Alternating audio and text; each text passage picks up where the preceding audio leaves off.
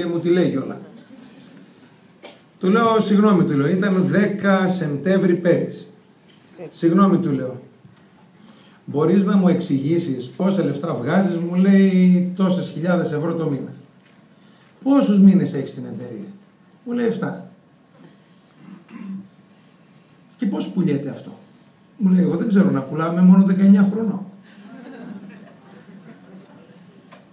Μου ερχότανε να το πατήσω κάτω έτσι. Και τώρα μου έρχεται για άλλους λόγους όμως. Γιατί ακόμα δεν τον έχω φτάσει. Θα τα πούμε σε λίγο. Αν σε λένε Αλέξανδρο και το επώνυμό σου είναι γεμάτο με τάξη, τι άλλο μπορεί να συμβεί από το να είσαι το νεότερο διαμάντι σε όλο τον κόσμο? Είμαστε πολύ τυχεροί. Ξέρετε, σε όλο το δικτυακό μάρκετινγκ, σε όλες τις εταιρείες του δικτυακού μάρκετινγκ παγκοσμίως, υπάρχουν 90 περίπου εκατομμύρια μέλη.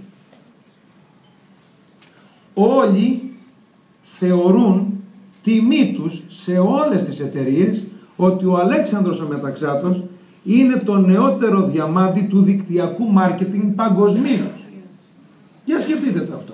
Το διαφημίζουν για το δικτυακό μάρκετινγκ γενικότερα, το διαφημίζουν έναν εκατομμυριούχο 20άρι από την Ελλάδα.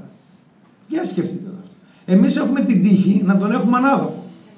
Ηγέτη, τι άλλο μπορούμε να κάνουμε εκτός από το να μας εκνευρίζει? Να τον αγαπάμε, να τον ακολουθούμε, να τον πιστεύουμε και να τον ακούμε.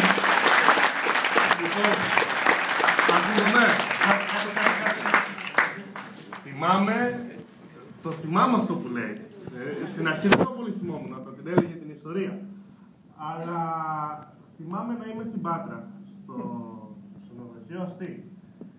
Και όπως είχαμε τελειώσει το εκπαιδευτικό, τον φέρνει τον κύριο Σταυρόπουλο η Καραμπίνα, τον έφερε έτσι.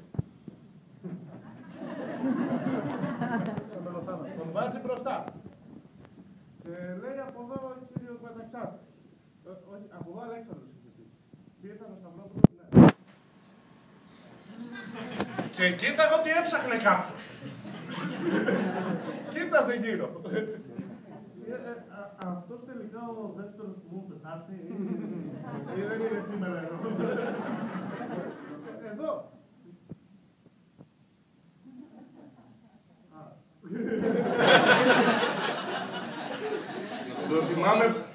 Το θυμάμαι να κάθεται στην καρύκλα του όταν ήμουν μπροστά και ξέρει πάντα υπάρχει